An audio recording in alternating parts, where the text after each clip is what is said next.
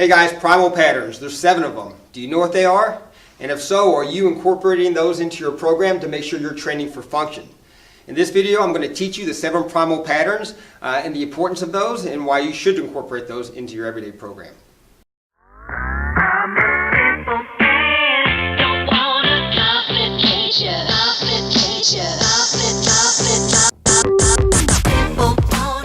Hey guys, my name is Brendan O'Neill. I'm the owner of Core Complex, which is a functional gym in St. Charles, Missouri.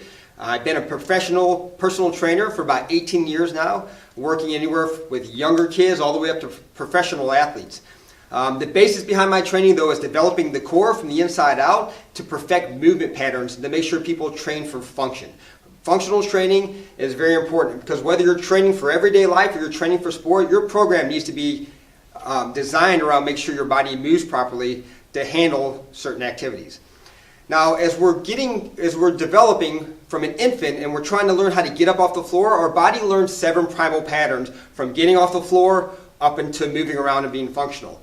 The first one is learning how to press. A baby will press themselves up off the floor to get up to their knees. Eventually, once they can get to their knees, they'll start to learn how to grab onto something and pull themselves up. They pull themselves to a standing position. So that's kind of a pulling pattern and a lunging pattern at the same time. From there, once they're to their feet, usually you'll see them bend to try to pick something up, which becomes your deadlift pattern. And from there, they also learn how to grab and squat down, or from getting from their knees, they might come to a lunge, come to a squat, and learn to stand themselves out. From there, it becomes a balancing act, and they start to go from a single leg balance to a single leg balance, and they start to learn how to walk. So this becomes your gait, which actually is developed from a crawling pattern. Once the gait kind of gets developed, then a child starts to learn rotational patterns, and they learn to use the hips to create rotation, and then they become very functional, and they learn how to get around the house. These patterns can be changed, though. These patterns, especially as an infant.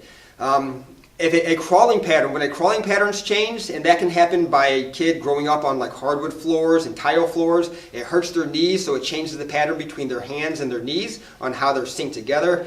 A lot of times at the youngest child, you'll see older siblings or parents, anytime they see them crawling, they want to pick them up and help them walk to that location versus letting them develop on their own. One of the worst things you see is when the child will parents will put their child in one of the walkers, which forces them to their feet, even though they're being supported at the hip, and they start to try to walk themselves around. Well, if you can't stand on your feet and balance yourself before you're able to stabilize yourself, everything pronates in, everything caves in, the arches flatten out, the knees turn in, and then that's how a child develops. And that's a lot of times when people are like, I've been flat-footed since I was a kid. Well, you were put on your feet too quick, and you were forced to walk before you were able to.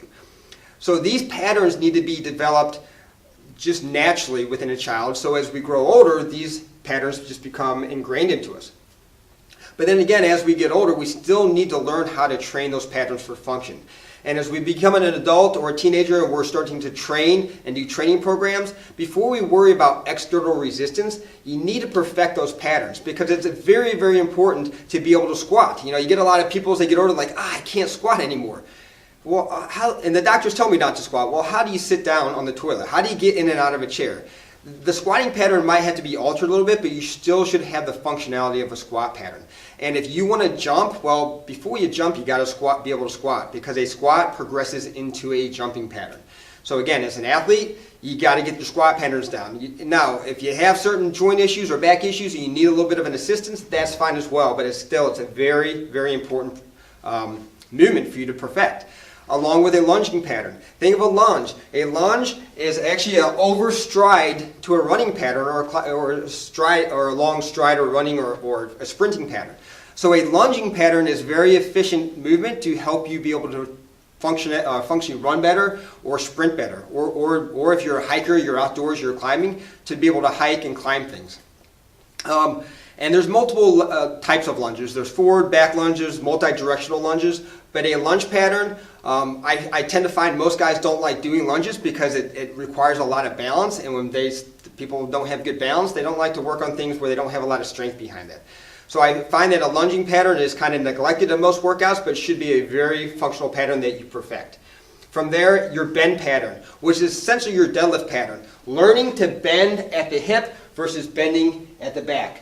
Now again, this is learned as we're younger, but we usually will lose that pattern, and for the most part we lose that through dysfunction of muscle imbalances. A lot of times, guys, we tend to get tight hamstrings. And the reason we tend to get tight hamstrings as we grow up because our hamstrings and glutes are accelerator muscles. They're the muscles that propel us forward. And as kids, if you're very active and you're riding a bike, you're running, you're jumping, you're playing sports at soccer or football, things that force you to accelerate a lot, you tend to develop a lot of tightness in those muscles.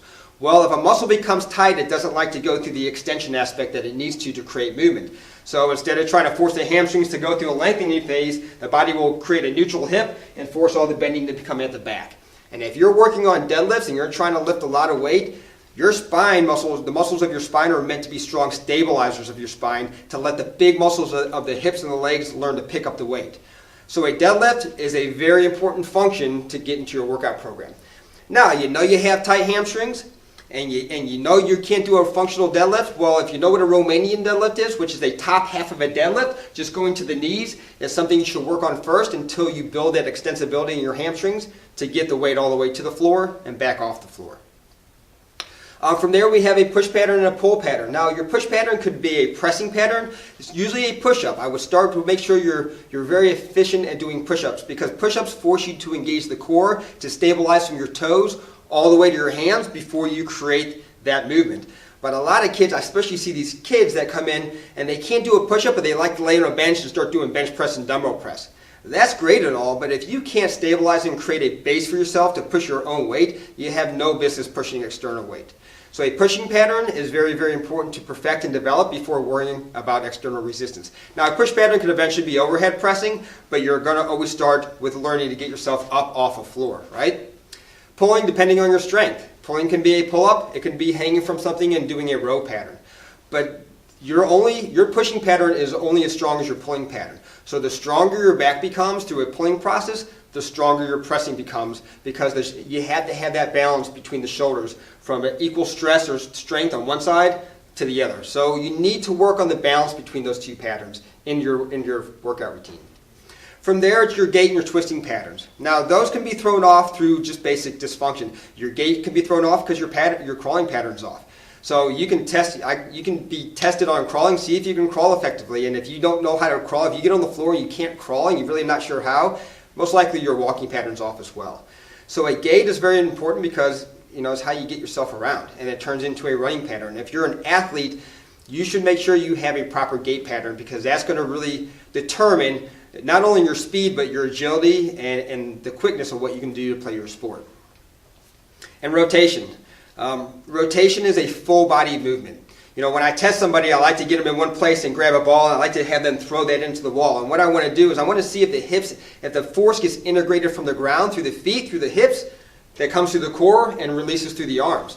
But a lot of time through dysfunction, because we don't lunge and we don't squat and we don't learn how to use our hips, we tend to become neutral within the hips and try to use all the upper body. And this is a lot of times how you see like baseball pitchers will throw their shoulders out and throw their elbows out because they don't know how to deliver the power through their hips.